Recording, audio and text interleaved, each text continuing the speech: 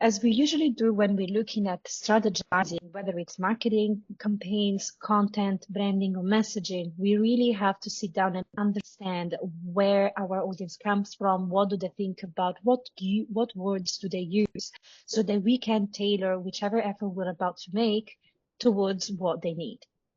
So Naya, take us through the very first part of this report. Thank you, Serena. Let's start off with our first insight here, and it's on Google searches.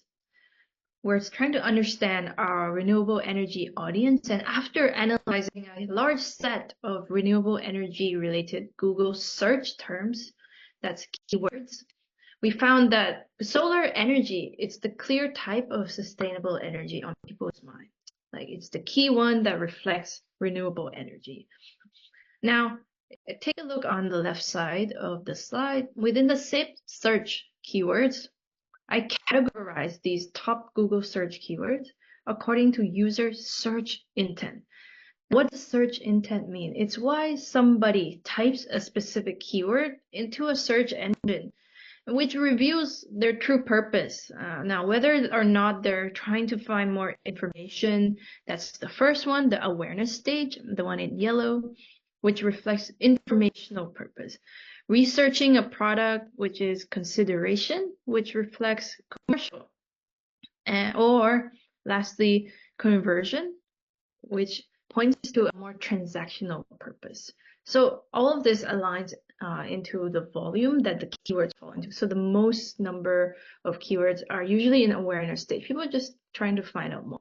And towards the end, you get the key ones that actually point to a particular transaction. That's why it's more important for businesses to understand whether or not someone's purchasing their product.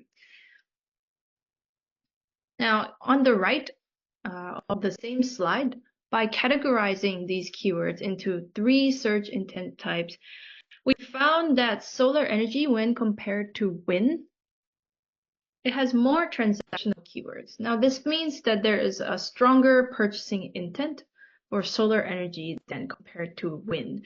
And which makes sense because, say I'm a consumer, I always hear more about solar energy in our everyday life. I see more of it.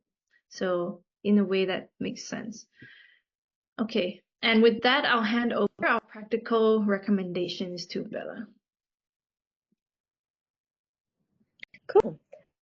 So what we tried to do is find an example of how to apply kind of content marketing practices to better educate your audience around solar energy specifically, seeing as Naya's research kind of indicated that.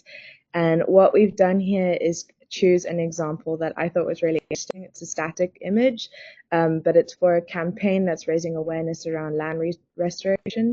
And why I thought it was quite impactful is because it's broken down this concept and made it relatable to different audiences by drawing on people from Gen Z, by using this kind of catchy headline that's quite familiar to Gen Z people, which is okay boomer, so referring to millennials or the older generation, and kind of comparing these 2 instances of the moon landing, which was very impactful to the older generation, to reforestation, which is something that's heavily on the minds of our generation, and very much kind of saying that you had this amazing event that took place during your heyday or your time, and this is something that we're trying to achieve in our heyday and our time. So let's see how we can use that momentum.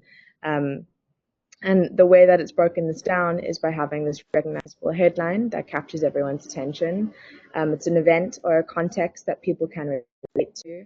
The visual's quite eye-catching because it's got the moon landing on the left and then this beautiful scenery on the right. And then ultimately there's a hashtag or a call to action that encourages everyone to join a community or be motivated to join a bigger action. Okay. Now that we went